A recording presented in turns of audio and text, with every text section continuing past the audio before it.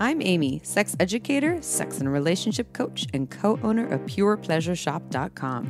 I'm April, VP of the cutting-edge sex toy company Hot Octopus, and I dedicate my life to the business of sex. We are on a mission to teach you how to have hot sex, deep intimacy, and how to make your own rules for who you are as a sexual being. Welcome to the Shameless Sex Revolution. Want to learn more? Go to shamelesssex.com. And for 15% off of some of our favorite sex toys, use code SHAMELESSSEX at PurePleasureShop.com. You are listening to a pleasure podcast. For more from our sex podcast collective, visit pleasurepodcasts.com.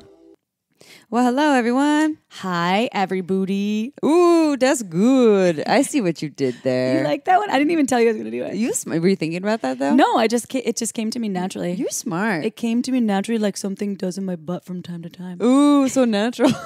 So organic every time it happens. I just follow the synchronicity and the organicity, and all of a sudden there's a dick in my ass. I know, it's true. Or a dildo. You're fun. Hey, everyone. We're here to talk about anal today. Guess what? It's Anal August. Anal August in some places. Oh, yes. When the A's aren't pronounced like I'm here for the- about all. I'm here for the anal. I'm for the anal gangbang. I'm April. April. Anal April. You're Ami. I call you Shami. This is our month. It starts with an A. Yeah, it's perfect. And we love we love talking about this. We love talking about anal because, it's the ass. It's wonderful. It's the universal orifice of pleasure. Everyone has one for the most part. And I believe that a lot of people have some not so fabulous information on how to have pleasurable, enjoyable anal sex. This is true. And this episode is very different because we've done a lot of anal episodes. It's with Erik Everhard, porn star, director. He's been on our show before talking about how to be a badass lover, some superpower shit. But he's here to talk about actually the penis owner or penetrator or top's perspective on anal sex. You're the one that's actually penetrating someone else, and how to navigate this space. I have a t-shirt that says, I am the penetrator. Yes, you are, Chip. I'm not, though. I'm just kidding. That's true. She's the bottom. I feel like Erik that's not true. Everhard, we should send him a t-shirt that says, I am the penetrator. No, he's the opener. The anal opener. Yeah, the anal opener. Yeah, you'll hear why he's the anal opener. And he might say a lot about men and women here, and speaking more so to penetrating a woman. And we do ask in the episode, well, does this apply to everyone? Because everyone has an ass. And like me, yes, there's penis-owning individuals that have a prostate in their ass, although it makes anal sex even more enjoyable in that regard. But this applies to everyone because, again, universal orifice. So before we do that, we will do a sex question. But we were talking about hemorrhoids because... Let's get down nice to transition. It. We were, yes, Amy's like, well, we were talking about hemorrhoids because we had some sex questions about it, but we don't have all the answers. We did, and I think it's a great thing to address because we will find out how, from folks out there, we're doing a call to action right now.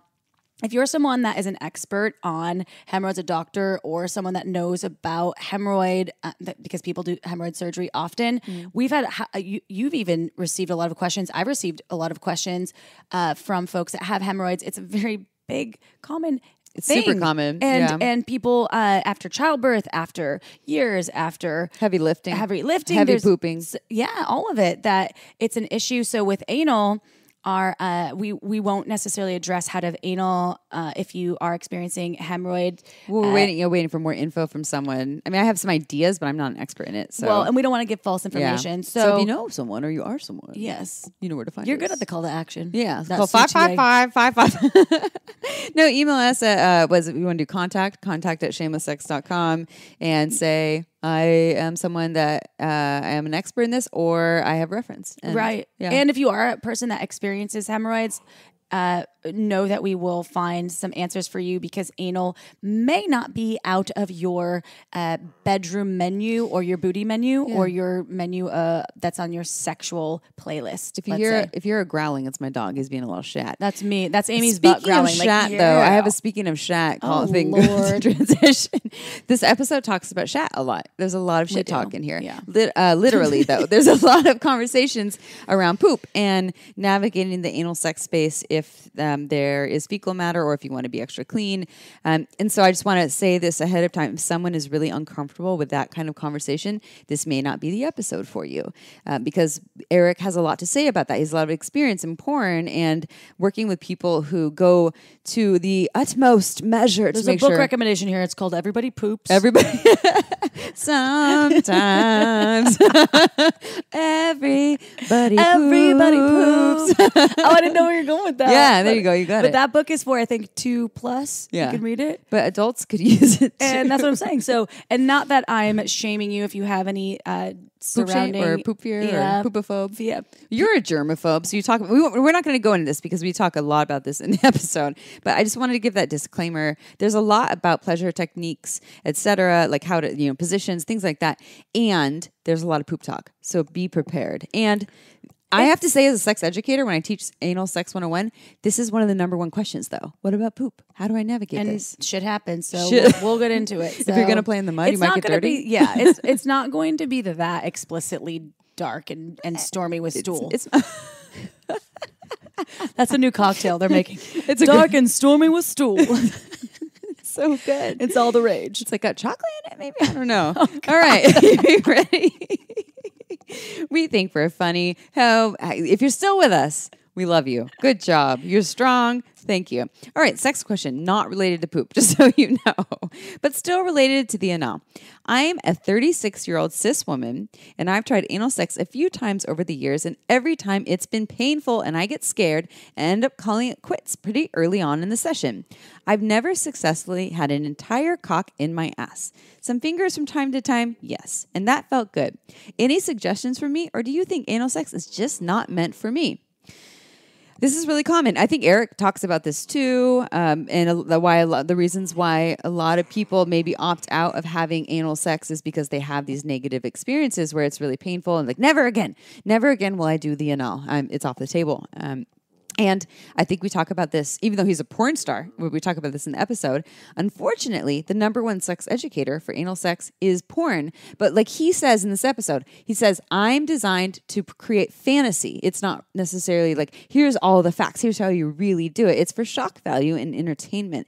And so if people are watching, 90% of the porn out there, unless it's instructional porn or very sex positive porn, it's going to show you like, don't even lube it up, shove the cock or the dildo or the plug in the ass, and then people are having these painful experiences.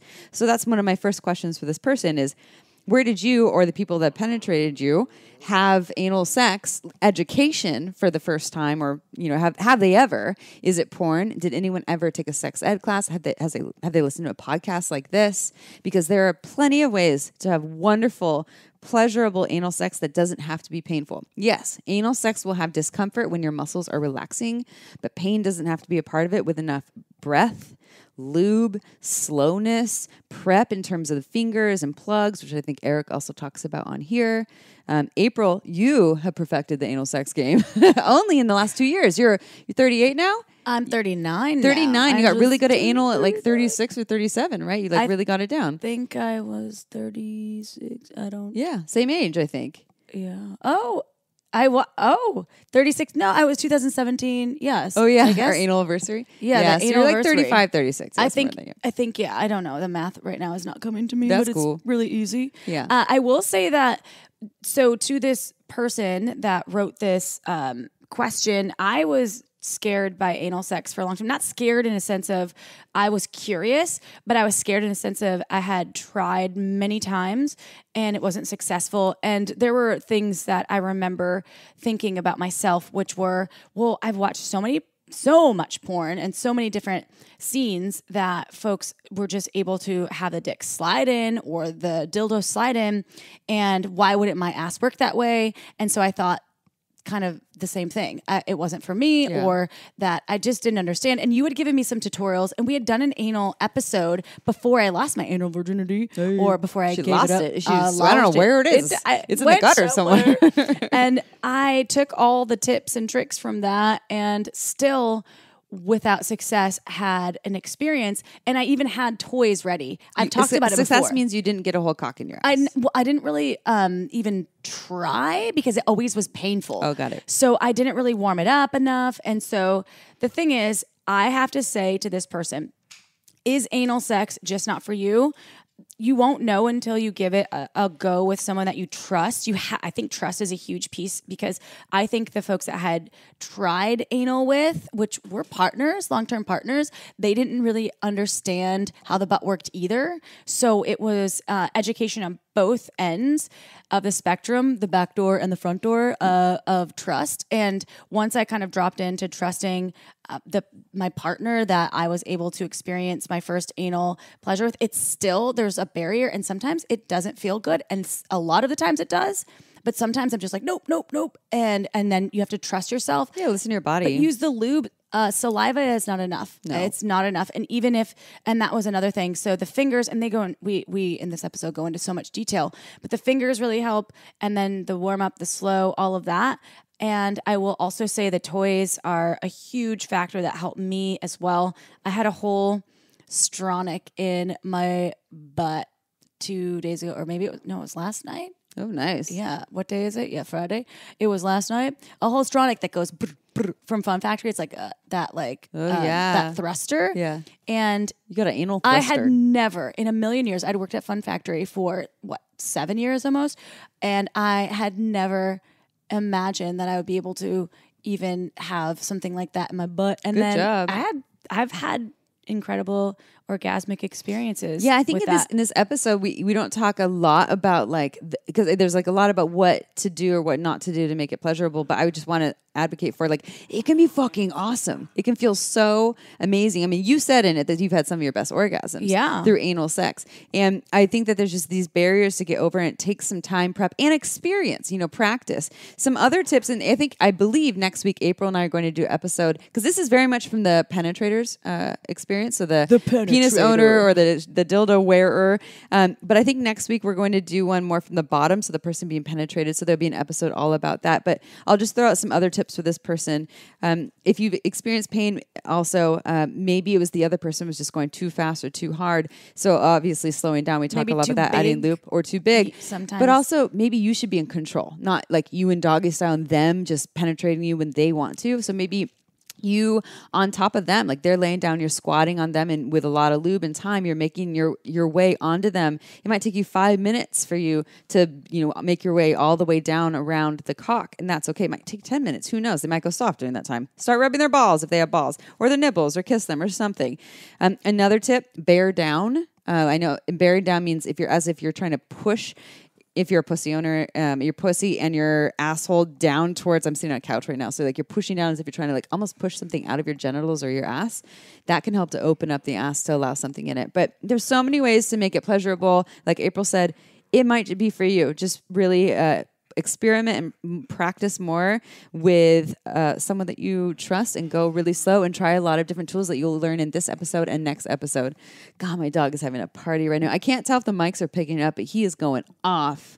He's extra wily. Anyways, with that, I want to talk a little bit about the lube factor, which April talked about. I think we talked about in this episode too. But my dog is nuts. Perry, I want you to sit Legends right and here. Angel right now, if anyone's curious. God, my dog is the devil. I should All right, take a picture. Perry, It let's was interview so him. Perry, cute. what do you think about Uber Lube for anal? He's like, what are you fucking talking about? I don't know. like, Ball. So, as April said, don't use saliva for anal sex. And actually, in my opinion, I think most people could use some great lube on their nightstand. And a lot of people are still of the belief, I don't need it. Why would I need it? I'm always wet, or they should be wet when they're turned on. And there's moments when we're not. And so Uber Lube, not only is it great for all kinds of sex, whether you're feeling dryness because it has some vitamin E in it, and it's long lasting, it never gets sticky, great for anal for those reasons too. Also has no flavor and no scent, so also great for oral. Less likely to change the pH than most other lubes. We have 3,000 doctors on board for Uber Lube, plus recommending it to their patients. So Uber Lube is phenomenal. So what I realized the other night during my anal session, which we can't decipher if it was last night or the night before, but the bottle, since you don't have to screw on a cap, or you don't have to basically think about anything leaking because it's leak proof, you can lay it in your bed after you use it, kind of put it down, and it won't leak in your sheets or anything. That was a point that I was like, wow, love Uber Lube, and I honestly don't use anything else. I don't. I had an Nothing experience else. last night, actually. I had some anal play last night, actually, and the bottle got lost in the sheets, Yeah, like in the that bed. happens, yeah. But it was like you said, it doesn't leak. It was like, where's your Uber Lube bottle? That's the thing. Like, you don't think about the importance of that because Yeah. it pumped up a lot of times. It's just genius the way they designed it, and It's this is beautiful too. It is beautiful. I love the fact that we've been a fan way before this podcast. I learned I've about been a it from fan. the sex educator Megan Andalou in Yeah. like 2009. Megan, she did this like Megan O. Megan. Oh, Megan. Yeah, she's amazing. She was like, oh my God, dogfight. Here we go. Anyways, wrap it up. They're like, wrap it up, moms. Yeah, they're like, we need to go for a walk. So we got to take our dogs for a walk. We're going to read you a bio. But before we do, if you want to try what we think is the best lube ever, go to uberlube.com, enter code shamelesssex. You get 10% off and free shipping. You'll know what we're talking about. Again, uberlube.com, coupon code shamelesssex. You get 10% off and free shipping.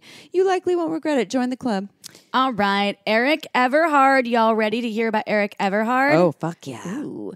Erik Everhard is one of the world's top male porn stars, having starred and directed over 3,000 films. Erik is a professional coach and one of the most decorated adult performers of the 21st century. He is a leading authority on sexual and mental techniques which can empower men and bring them success in the bedroom as well as in all other aspects of their lives.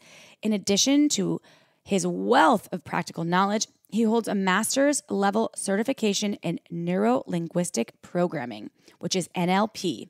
To learn more, visit erikeverhard.com. That's ErikeverHard.com. But first, everyone needs an escape, but those can be hard to come by right now. Enter Dipsy. Let yourself get lost in a world where good things happen, where your pleasure is the only priority, and the only thing you need to do is sit back and enjoy.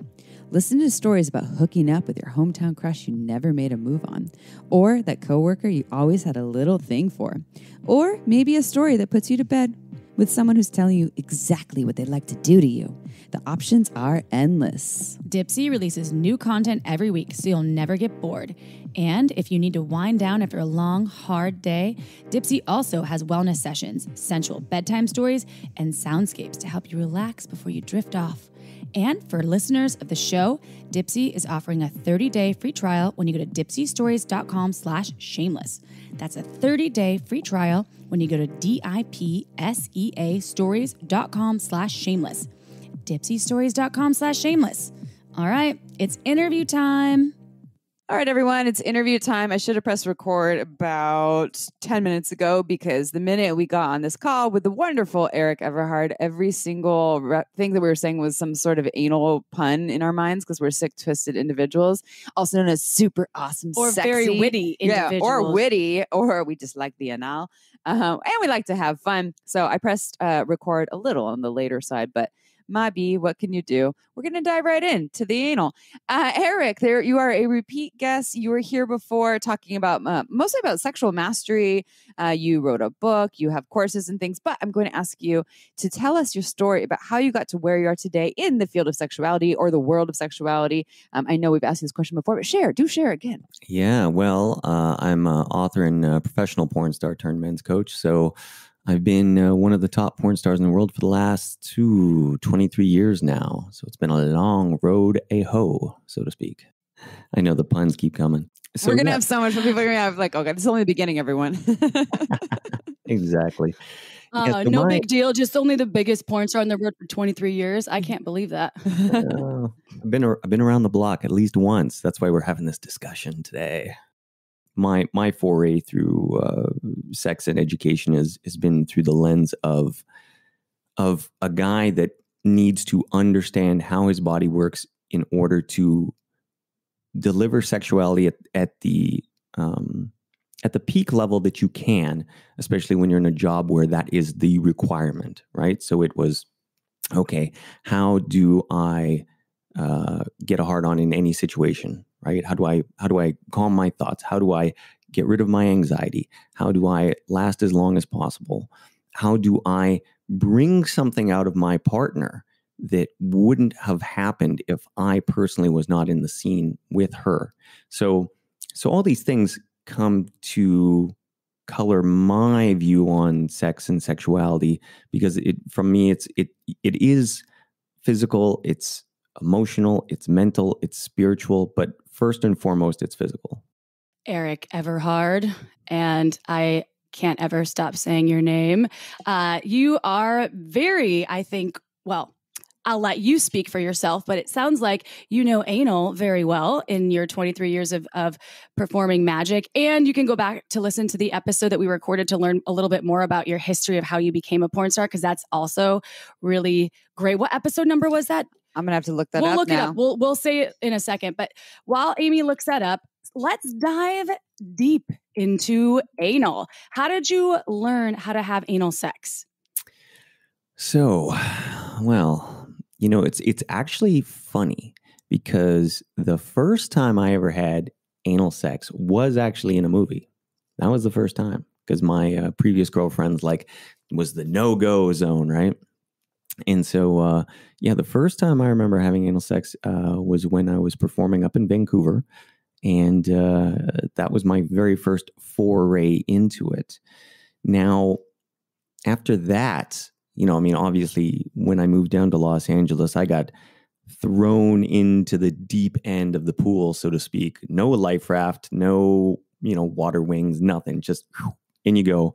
You better swim. So right away, not only did I have to figure it out on the job, but then certain mentors and, the old school guard sort of taught me as we went through this, as I was working and as I was coming up as an actor, it was like, okay, here's what you do. Here's why we do it. Here is our whole protocol.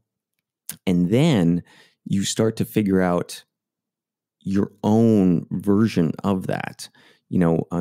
It's kind of funny, but in the Czech Republic here, there's a producer, and he refers to me as the ass opener. That's now my nickname. So he'd literally call me. He'd be like, hey, we got a brand new girl. We need the ass opener. So just because now, after really paying attention, I understand what it takes to do it effectively and to do it as pain-free as it could possibly be. All right, because those are really, what you're looking at. And I'm sure we'll go into this, but one of the things that I've always said is, if a woman doesn't want to do anal sex, usually it's only a few things. Okay, so number one, there is whoever did it before you did it really badly, right? So then the woman is absolutely terrified to ever take in the ass again. Number two, she is afraid that there may be a mess, right? And it may be, she has that fear, it's dirty, that sort of thing. And then you have number three, where there might be some sort of moral issue around it, right? That it's bad and it's not meant to, you're not meant to have sex there, quote unquote. So those are usually the three areas that I've seen why someone would be like, oh no, absolutely not. Because otherwise, if you've never done it, then most people are like, well, okay, well, we'll give it a try, right? Most people are kind of open-minded. They're like, yeah, sure. Usually there has to be a reason why you are suddenly like, oh God, no, never, right? And like I said, the number one is usually whoever did it before you did a really bad job.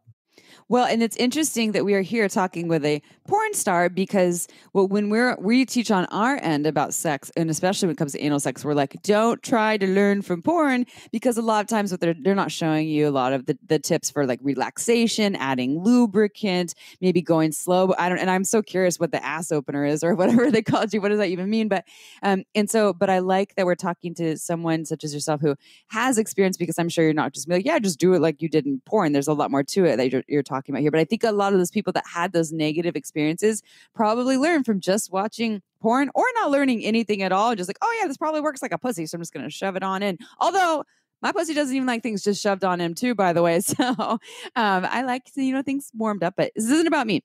Anyways, we are going to talk about tips, techniques, toys, lube, but let's start with a couple stories. Maybe you can start by telling us maybe one of your favorite or most enjoyable memories from anal sex experiences? And then how about something that was not so great in the anal sex world, whether it's in porn or in your personal life?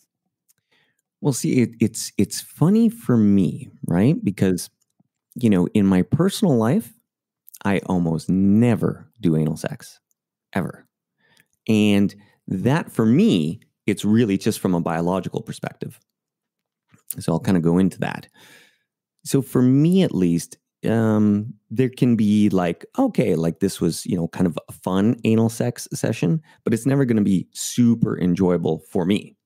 And that's simply because of the way my dick is shaped, right? So for anybody that's ever watched my films, the circumference at the base of my dick is extremely wide. It's 7 inches around, right? And then it goes up like a Christmas tree, and then the head is very small.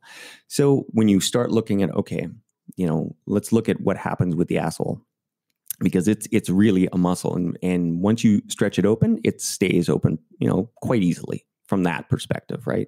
It's more about the process of opening it up. So if you think about that, it's like, okay, well, you've got the asshole and you've opened it, and now it's gotten there, which is now the base of my dick, which means the head of my dick is like basically swimming around in no man's land, not feeling anything. So for me personally, it's not the most enjoyable experience, because I'm like, wow, okay, this is great, but it's not that pleasurable for me. And I think a lot of that, of course, is really based on the guy's, the shape of his penis, right? Because, if you're a guy who has a really big head and you have a really skinny shaft, then of course the asshole is going to act like it does around a butt plug. It's going to snap shut around the head of your dick. And then that, you pulling in and out of that, I imagine that would feel really good. But for me, with the big base, it's not going to happen. So, but yeah, I've definitely had a lot of enjoyable anal sex, but let's talk about the non-enjoyable ones, because I got some stories. It's funny because there's some things you definitely really learn about anal sex, especially as you go through this journey, because it is a lot of constant trial and error, right? But there is a story that I've talked about before. There's a couple, but there was a time we were working in Montreal, and well, there was also another time actually when I was working in Los Angeles where, you're doing the anal sex, everything's awesome, right? And then you move positions, and it's like not just a little bit of shit comes out; it's like a complete log, just like bam, right on the couch. And you're just like, everybody, you can, like, the room just kind of stops for a minute, right? It's just like, it's that silence, right? And it's like, oh my God, and this is something that I talk about in my book, and I talk to my clients a lot, right? As a guy, you have to play off anything that happens as if it's no big deal. Because, in porno, where girls do this for a living, still some of them will be mortified if they shit all over you, right? And they're doing this, and they're possibly shitting on people for a living in a sense like that, because they do a lot of anal. But if you have a woman who, she's never done a lot of anal sex, maybe, and this is the first time that she has, actually just shit on another guy. I mean, it can be almost like traumatizing to go through, because it's like, I can understand, like, you're mortified. This just happened. So from the guy's perspective, I tell guys, like, you cannot make a big deal out of it. There can be no like, oh my God, like no freak out, nothing. You have to pretend literally like it's no big deal. That's what baby wipes are for. Wipe off, right back into the action. You can't talk about it. You can't, because if you even sort of bring it up, it starts that negative self-talk, and you have somebody, they're really vulnerable. I mean, they're sitting there, they're naked in front of you, and they just shit on you. And it's like, the meltdown is happening in their head, right? So do you want to have a good night? Do you want to continue having sex? Or do you want to be like, oh God, oh, you shit, oh, blah, blah, blah, and just have a total guy freak out? that is not conducive to anything sexy going to happen, and it's not going to be good for her mental state, because trust me, if you do that, she is never taking in the ass again. That's some sound advice, Eric. And I will say, from a germaphobe perspective, who is moi over here, I have had the shame around the shit after either a finger was in my butt or a cock in my ass. There's only been one cock in my ass thus far. And there were times where I was like, oh my God. And the making of a nightmare for me would be if he would shame me, and he never did. He was like really cool about it, because I didn't know if that would actually happen. Even in my experience, I'm fairly new to having anal. I think I lost my anal virginity in 2017. Woohoo. She's pointing at me as if she lost it too. No, me, I didn't. I know. She kept track of it. She's Eric's like, let's cool. write this down. No, So the whole baby wipe thing is something that now, because I don't know, there's been times, and I'll get to the question in a minute, but there's been times where my butt just is like a no-fly zone, even after I have probably some of the most solid orgasms I've ever had from anal penetration. And so I use a toy on the vulva, but it's been some of the most transcendent orgasms for me. And there's times where even a finger in my butt is too much, right? And even with time, it still just doesn't feel like it's ready. So for those folks out there that have had a negative experience, always go back and revisit. That's why we are interviewing Erik, who has a lot of experience with making it pleasurable. So getting to that, what would you say, aside from the baby wipes, which makes it a nicer experience, what are some top tips or techniques that you would offer our listeners to make it the most pleasurable experience possible? Well, first off, so and we'll leave cleaning aside and any other preparatory work that the girl might want to do. We'll just cast that aside right now, and we'll just go straight to the meat and potatoes, so to speak, of the act. So what you want to do to make it the most pleasurable, easiest thing possible is, first of all, you are going to have to go in a progressive manner, right? Like, this is very key. And so for me, that means you are starting one finger, right? Because you have to go step by step. Now, I understand where porno gets a bad rap, because we cut all that shit out. Nobody wants to see me, spending the 20 minutes, maybe, because I've done that long before, actually, to crack a butt open, right? 20 minutes. Nobody wants to see that. So, of course, that gets cut out. And now we're at the point where she's totally open, and they're like, action. And of course, like, bam, like, in it goes, right? Like, no problem. But the reason it goes in so easy is because, like, well, I just spent 20 minutes getting it open. So you have to start slow, and that means you're starting with one finger, right? The keys are going to be, well, there's going to be multiple. First of all, positioning. Now, for me, what I've always seen, which is the easiest, is you want a woman to be in the spoon position. And there's a reason for that, because it's the only real position where, for sure, you can almost be like, you're almost like dead weight, right? You're not in doggy, like there's no place where you're supporting your body at all, right? Because you want that sphincter to be totally relaxed. You don't want any tension anywhere in the body, because any tension anywhere is going to translate to the butt. So I always say, okay, we start in spoon, you can relax, get your head on a pillow, and just be zen, right?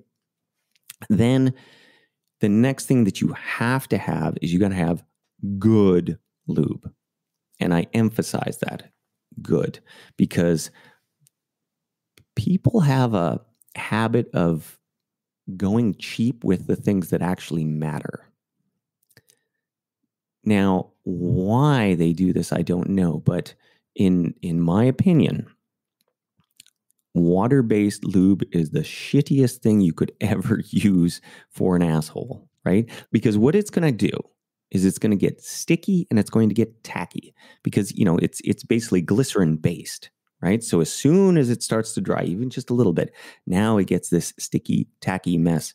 Of course, you think about how delicate the anal skin is. Now you've got something where it's kind of sticky, things start sticking, there's pulling, there's potential ripping, all these things that you do not want to happen. So you have to start with super high quality lube, which number one to me would be some sort of like medical grade silicone lube. That would be number one choice. And there's some different brands out there. But that would be number one. If I was left with options, that's number one. If that was not available, number two actually would be Vaseline. Now, if you're in a pinch, like I said, I would go with the silicone lube first, but if there was no other options, Vaseline is good. Now, the thing about Vaseline, it doesn't slide quite as nice as the silicone lube, but it does coat the skin better. So, for example, like if you had any tears, any fissures, it's going to cover that up. Let's just think back to Rocky, right? It's like you got the cut over. What do? They smear a whole bunch of Vaseline on it, to stop it from bleeding. And so Vaseline is a really, really good option.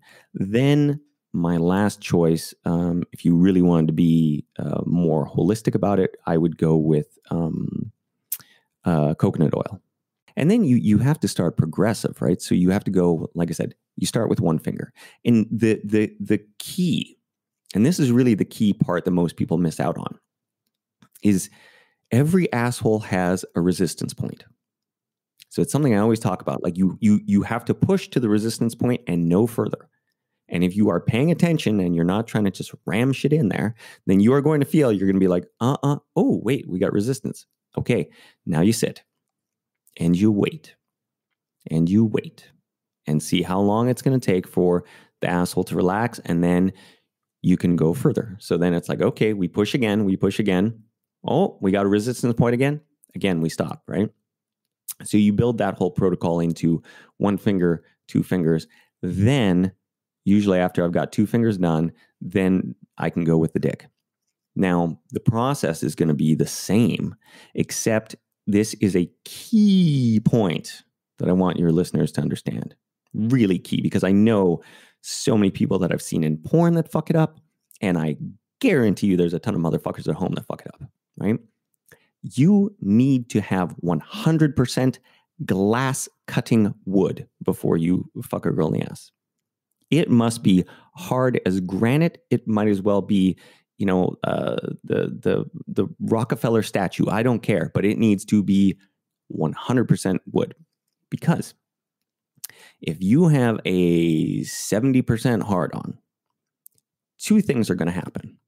Number one, when you go to put it in, it may not go in kind of straight because it's going to, bend, right?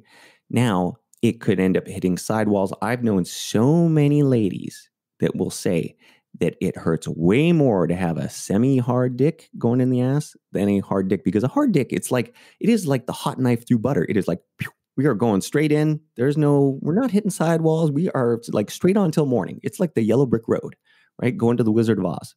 So from that perspective, if you don't have 100% wood, the other problem is often what guys do, which is, instead of going through the procedure where it's like, hey, push, resistance point, stop, wait, push, resistance point, stop, wait. I mean, it's not sexy. It can take a long time, right? But do you want to have a good night? Do you want to actually do this or not? And if you don't have 100% wood, now you're not waiting because you want to get your dick hard, right? Because now, like, it's T minus. It's like the clock is going down. It's like tick, tick, tick, tick. You feel the blood going away. You're like, I need to start fucking, right? And then what do? You start fucking, and it's like, over. So, because if you have 100% wood, chances are, just by the littlest of microstrokes, you're going to be able to maintain that blood flow in there until you've completed the process. So the whole process, could take you 4 minutes possibly from start to finish, right? To go through the process of, we started with the tip of the dick on the outer rim of the asshole to we are now all the way balls deep. Now, even when you get to balls deep, this is what I always do. Once you go all the way in, just sit there balls deep for 30 seconds, 40 seconds, because for me, here's what I've noticed from my 23 years. It's a psychological effect, because I've had every girl say, is it all the way in? Is it all the way in? Like there's this fear, and then when you say, yeah, no, we're there. And then you just leave it there all the way in, and they can just be like, oh, okay. It's not like we're at the end, right? Like it's just this, it's like this, this denouement, the final chapter is done, and the girl can just relax, and you just see it on her face, right? And you just leave it there so she can get accustomed to what it's going to be like if you went all the way in, and then after that you can start, and then now you are metaphorically and literally off to the races. Okay, time for a quick break. This podcast was made possible by Sunset Lake CBD. Do you have trouble falling asleep or staying asleep all night? Or are you someone who deals with stress, aches, or pain on a daily basis? What if I told you that you could improve all of these areas of your life with CBD? Enter Sunset Lake CBD, a farmer-owned business specializing in sustainably made, high-quality CBD products that are shipped directly from their farm to your door, offering a wide range of products from yummy CBD gummies and fudge to tinctures and salves. Sunset Lake has the perfect products to help you manage your sleep, stress, aches, and pains. I'm a self-identified high-maintenance sleeper. I've tried all kinds of solutions to help me fall asleep, and Sunset Lake CBD has been a complete game changer for me. I can finally calm my system down for a peaceful night of sleep with something that feels gentle and natural for my body. And you can too, because right now Sunset Lake CBD is offering our listeners 20% off your entire order when you go to sunsetlakecbd.com and enter code SHAMELESS at checkout. Just visit sunsetlakecbd.com and enter SHAMELESS at checkout to get 20% off the entire order. That link is in our episode description. Sunset Lake CBD, farmer-owned, Vermont-grown. This podcast was also made possible by OMGYes.com. OMGYes is a research-based online program that teaches you all about how to pleasure the pussy. OMGYes studied thousands of vulva owners to find out how they orgasm and then made beautiful animated modules and super honest short videos to give you ways to reach even more pleasure. I've been recommending OMGYes to my clients for years, and it's been changing their lives. We all know pleasure is fluid and ever-changing, so why not add more tools to your pleasure tool belt? OMGYes is for everyone, so whether you are a vulva owner or you just love vulvas, OMGYes will give you the techniques to get your O-face on. There are 2 seasons to choose from and hundreds of gorgeous videos to explore, so go see what science says about pleasure and visit omgyes.com/shameless. That's omgyes.com/shameless to get $5 off your OMGYes access. Again, omgyes.com/shameless. Go check it out. Now back to the show. Oh, one thing that I wanted to also add to those tips, which maybe you, Eric, can attest to this too, trimmed nails, nicely trimmed nails. You can feel almost more, there's more sensitivity when I've had like a sharp nail or finger, but that as it doesn't have a perfectly rounded surface, it can hurt and can cut you. And I'm like, whoa, go trim that nail. Oh yeah. No, you gotta have, and not only when you're talking about but anal, but still even when you're eating pussy and you're fingering a girl, right? It's like you still got to have the short fingernails and make sure those things are trimmed. Something, for the ladies that might be listening that they need to really pay attention to too, because I know I've been cut so many times. Is a lot of times women don't pay attention because, obviously a lot of you like to get your nails done, which I appreciate. Trust me. As a man, I love a nice pair of nails. But if you start, playing with your clit while a guy's fucking you and you're not paying attention, you can slice his dick open, which has happened to me multiple times. Yeah, this is definitely something I think that we could all consider, whether they're fake nails or real nails, and like, I mean, I have moments where I can get caught up in the moment, move really fast, and I totally know that I maybe not caused blood or anything like that. I'm like, oh my God, I totally just scraped the shit Oh, out of you. I've I'm bled. so sorry I about have that. bled. So.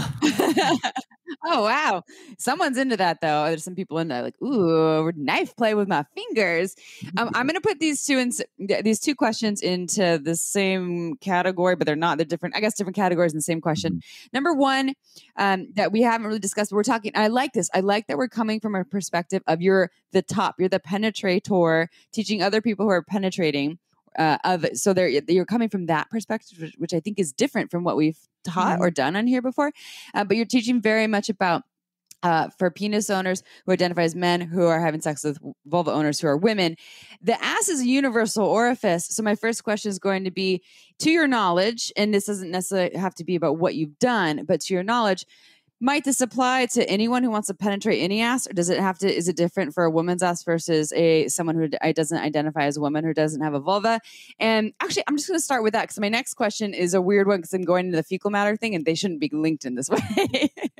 Yeah, I mean, as far as I'm concerned, I don't see why it would be any different as far as a protocol. I think the protocol is the protocol, right? You have to wait for it to open up. You can't force anything, in there or out of there, right? It's like anybody would tell you, it's, hey, even if you were going to the bathroom, like, hey, take your time, relax, wait, don't push, right? It's the same thing when you're thinking about going in. You don't want to cause damage because you could easily cause damage. And I think, the problem, and again, I'm not trying to throw porno under the bus, but I do understand that one of the problems is, people see how easy it is, and they are not understanding that my job is to create fantasy, because trust me, I mean, probably everybody would fast forward, or they would just like turn it off if they were like, oh, wow, Jesus, like now they're going through this, 15-minute protocol of all this stuff to get it started, right? Like they just want to see what they want to see. So, people need to understand that you do have to take your time. Like there's no way around that. It's not magic. Yeah, I like that. I like the behind the scenes perspective as to what you're talking about. I remember seeing a porn. I think it was a Sasha Grey, and they had a behind the scenes. The Pirates. It was the Pirates because they were talking about her prep and she didn't eat for like 3 days and before the anal scene. One or of something. them, behind the scenes, one of them got caught. I think it was with Belladonna. Actually, there was some blood, and it was only on the behind the scenes that they showed you. But it was the Pirates one that one. I don't think. We're probably talking about a different one, but I also watched the behind the scenes. Yeah, she was like, so interesting. She's like, I need a whole pizza. I haven't eaten for 3 days to prepare for the deep anal scene, which no one tells you. And then you're talking about all this other stuff in terms of going slow and lubricant and using your fingers for 20 minutes before the camera starts rolling. And they're not showing that. Let's go back to fecal matter and cleaning, though. So my understanding over here at Shameless Sex is that fecal matter typically is not stored in the rectum. That's when you get the feeling of like, I need to poop, then it's in your rectum, and that's letting you know it's time to go and remove something. It's stored upper in the colon and things like that. But like you're saying, you've seen full logs come out and traces can happen. And I like what you said too. I love the part about like to the partner that's penetrating them. Don't lose your shit. Like don't make it a big deal. Then don't lose your shit. Oh my God. Crack myself up. But I like that. And I think that can apply to all types of sex, not just anal, not just, fecal matter and traces of that. Is how can we make our partners really comfortable with what's going on and making it a big deal? Some other things that came to mind for me though are like darker colored sheets or towels or the fascinator throw. What we have at Pure Pleasure. If you go to purepleasureshop.com, you get 15% off the coupon code Shameless Sex, and it's amazing. I have one in black. But what are your thoughts about prep? Like enemas, douches, what cleaning protocol? Like what do you suggest? Not eating for 2 days. Not eating for 3 days, then eating pizza. Yeah. Eating Indian before. I don't know. Yeah. Okay. So, first I want to take it back to a guy's perspective, right? Because I've definitely talked to guys about this, and I write about it a lot too. From a guy's perspective, you have to beforehand, you should really understand if it's something that's going to fuck with your heart on or not. Like, because, like people like to say, well, would I get shit on? I'm like, well, if you go swimming, and they say, well, are there sharks in the water? I'm like, well, is the water salty? If the answer is yes, there's motherfucking sharks. You're fucking a girl in the ass. There's shit in there, right? It could happen. And you have to understand that, first of all, because if you are crazy super germaphobe guy and you wouldn't be able to recover from it, I tell them, I'm like, I don't think you should be doing this because it's going to ruin your evening, right? If you cannot functionally get your heart on back and you're going to lose it and the night's over, was that worth it, right? So from the guy's perspective, it's kind of like, let's start there. Let's see, like, what is your frame of mind around it? Because the potential for it, especially if you want to do it on a regular basis, it exists. And at some point it's going to happen. Whether it's now, whether it's 2 years from now, whether it's 10 years from now, you will get shit on at some point if you're doing it all the time. So that's first and foremost. Then we get to, okay, preparatory from the woman's perspective. And there's different schools of thought, right? And again, this really comes back to the woman and where is her level of comfort with. Because we could easily say, okay, well, if you earlier in the day, you already went to the bathroom, is there going to be potentially a little bit of residue in there? I mean, it's not going to be squeaky clean, but it's probably going to be pretty clean, right? So you could realistically go without any preparation. Like if you know that you'd already gone to the bathroom, and it was, hours later, you could probably go without any prep and it's probably not going to be that big of a deal, right? Like if you want it to be this sort of in the moment, spontaneous affair, because sometimes, you could be having sex with somebody and it's just an idea, right? It's like all of a sudden like, oh, baby, I want to fuck you in the ass, right? And so you don't necessarily want to take away the heat out of the sex act, right? Like you don't necessarily want to have planned it, while we're on the 48-hour planning beforehand, and then we go through the protocol of the eating and this. I mean, girls do that for a sex scene because obviously they are committing it to tape. So if something goes bad, they really don't want that committed to tape. But if you're at home, well, you got some leeway. Now, if you are a woman who is going to be absolutely petrified, then there are a lot of steps that we can go through. Number one, well, I'll start with as far as eating goes. Now, is it the most healthy thing in the world? No. But if you are really worried, you would probably do yourself a good service to potentially have, breakfast or a light lunch being your last meal of the day if you are planning on doing it later on in the evening, just to, you could have that, the time that you go, and then at least there's nothing new coming in to continue pushing stuff out the other way, right? So that could be our first, sort of, let's call it line of defense, right? So eating, line of defense. Now, with that, from all the girls that I've ever worked with, most of them, if they're really concerned, yes, they will stop eating at a certain time. Then they will consume usually calories in a format that is just keeping your blood sugar there. So that could be, soft drinks. Gummy bears are the de facto first line of offense in porno. You see so many girls, they have a little bag of gummy bears because it's gelatin, it's some sugar, and, at least keeps them from being lightheaded, right? So that comes from the eating perspective. When we're getting into cleaning, now, again, this depends how hardcore you want to go with it. And it also depends on you understanding your body, because I have seen so many different things that have amazed me. I'll tell you a story, actually. This was, oh God, it has to be now 15 years ago. And I had this Czech girl on my video shoot, it was when I had my production company.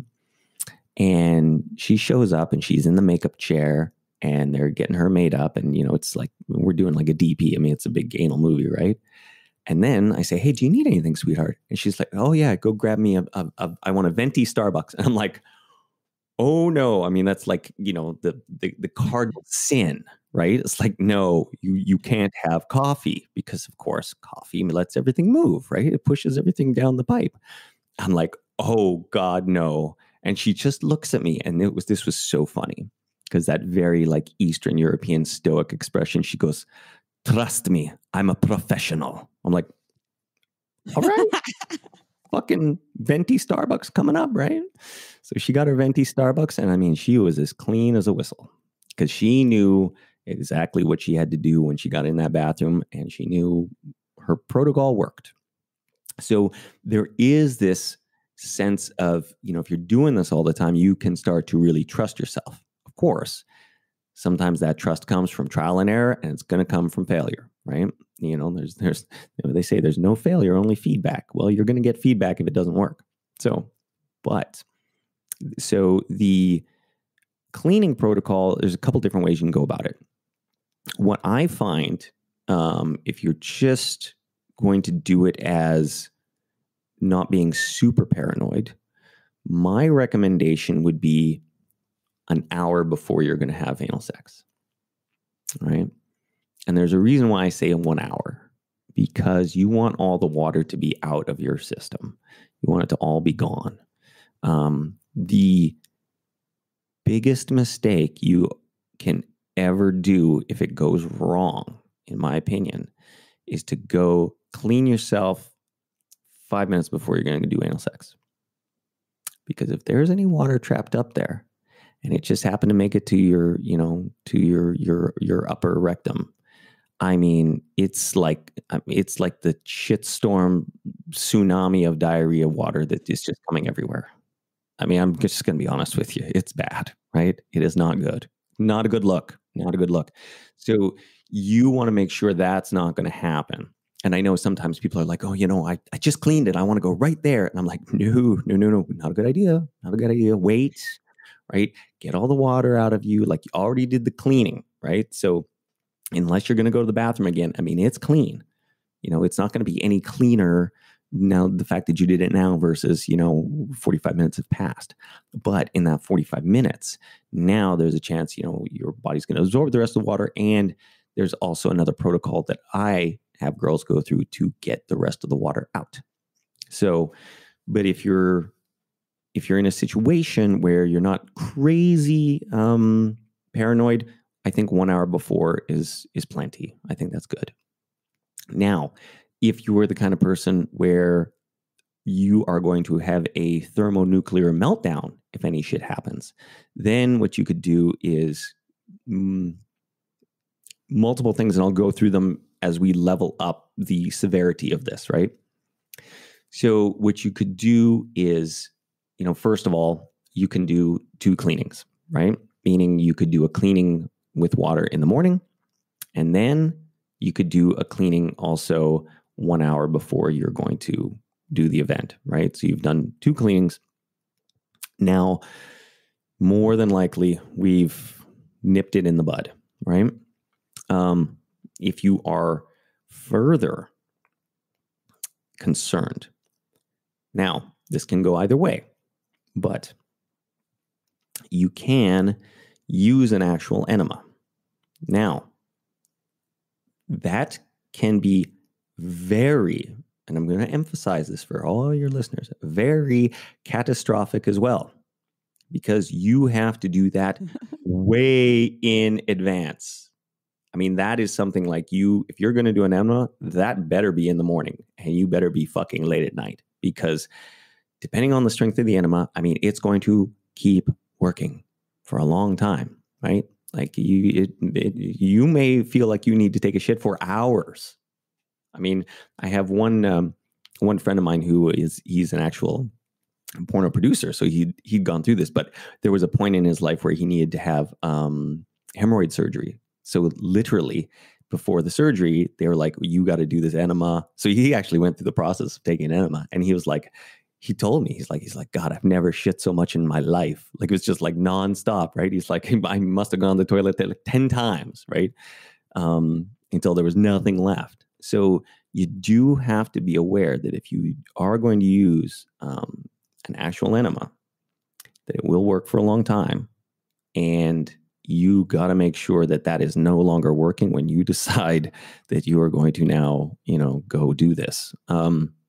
So that is, as far as a medical intervention, that is the first one. Now, something that a lot of women in porno will do sometimes, if it's necessary, though I highly disagree with it, and I would really caution anybody that decided to do this. But I mean, it does work. So there are a lot of times girls will take Imodium, right? Because then you are not going to shit, right? And it does have a tendency to just dry everything up. The downside, of course, is that, that may work for the fact that, you get to have this night of anal sex, but then you might be blocked 4 days, right? So there's that is the very real thing if you're going to start playing around with an anti-diarrheal medication like that. So then, of course, the furthest extreme that you can also go is the fact that you stop eating the night before. So I've known girls that have actually gone that far. So I've known girls that have put it all together when they are absolutely paranoid. They will stop eating the night before, then they will do, an enema in the morning. Like, they'll actually use the enema, and then they'll do a cleaning flush, and then they will potentially take some Imodium as a last resort. Like, they do it all because they are, Wow. Yeah, they're terrified, right? But it's a minority, and I think, for most people, if you just did a wash, like a really good wash with water, and when I say wash with water, I mean that means two things, right? Because I'm picturing people at home being like, oh, they just splashed some water on the outside. No, that's not what we're talking about. You're either going to get some sort of reusable enema bottle that you're going to fill with just water, and then you're going to be filling it with water, squeezing it up your ass, and then pushing out the water into the toilet or a shower or a bathtub, whatever is working for you. All right, so that was very thorough. Wow, I have more information It's now. great for a germaphobe. Yes, it is. And this next question, because we are getting short on time here, and it's an important question because people do listen to these tips for toys. So what toys and accessories are you recommending, or do you have any specifics that you love? As far as anal sort of toys, to me, really, I think the best thing, like if you were wanting to do anal, especially that evening, if you had just a medium-sized butt plug, right? Nothing fancy, something probably soft. I wouldn't get something like glass or metal. I mean, those are just, they look interesting, but I don't think they feel good. But just a medium-sized butt plug, and just put it in and just sit with it. Just get used to it, because you can really prepare yourself so that the process goes a lot quicker if you do that. So I've known girls, especially in porno, they would put one in and sit in the makeup chair. Just have it in there for an hour, right? Because it's just keeping it stretched open. It's getting you used to the feeling. It's allowing the sphincter just to relax. Now, is it opening it up as much as a dick? No. I mean, unless your guy's not hung. No, it's not doing that. But it's definitely prepping you to the point that whatever protocol that you have to go through to start to make it so that it's pain-free for you is definitely going to be shortened by a lot, right? Because you're already stretched out a little bit and you're already accustomed. So, I mean, if we're talking toys, that's probably the most pragmatic and useful thing that I would say.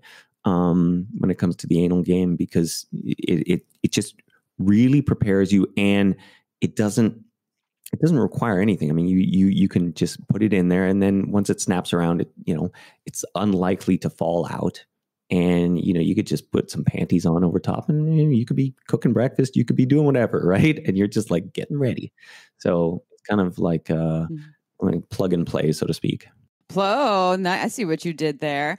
Well, and I agree with you entirely. I'm a huge fan of plugs for relaxing the ass, and also just sometimes they can feel nice. I know people that have walked around the streets of Santa Cruz with butt plugs in their ass. I know someone who used to be afraid of the dentist, and so she would wear a stainless steel butt plug with a Swarovski crystal sticking out. They didn't know that she had that on, but she would just put her focus on this butt plug in her ass instead of what the dentist was doing to her actual mouth, because it helped her to relax. And then she had this nice, pleasurable kind of feeling of fullness. Some other butt plugs that we really like. I like what you said, the medium-sized one. We love the booty plug. Is Booty or IE? Botie from Fun Factory. Bootie. Yeah, Fun Factory. You can get that at purepleasureshop.com.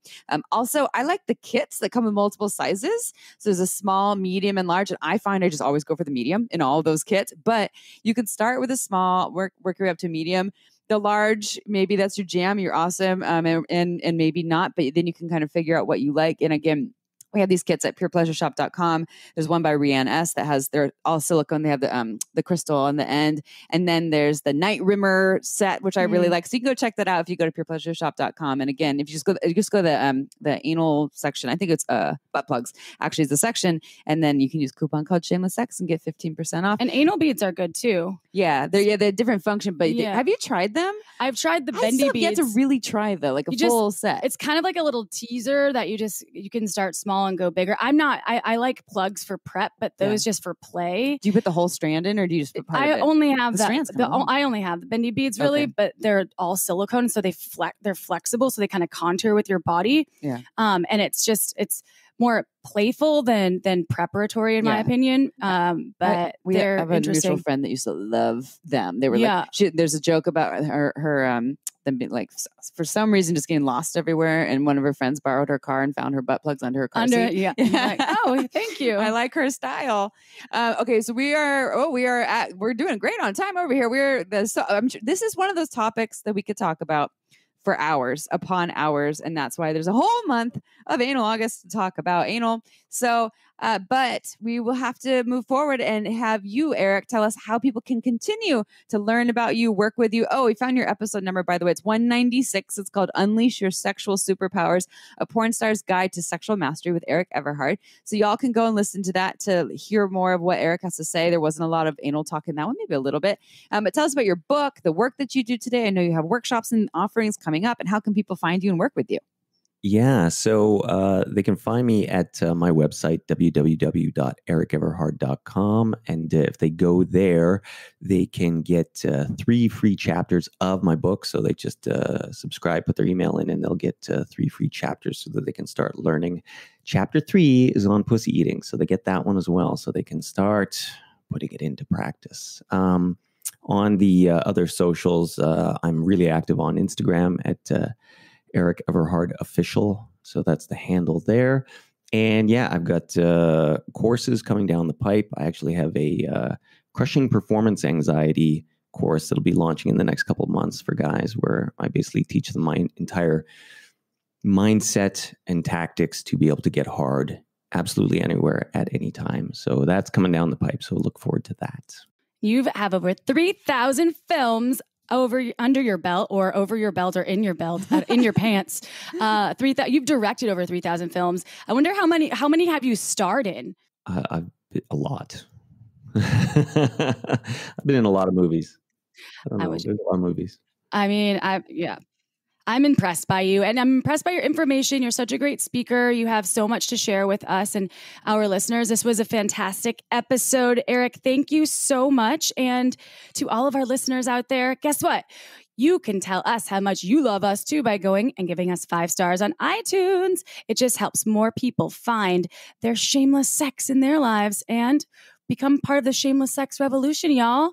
We'll see you next Tuesday. Ciao for now. Want to learn more? Go to shamelesssex.com. And for 15% off of some of our favorite sex toys, use code SHAMELESSSEX at purepleasureshop.com.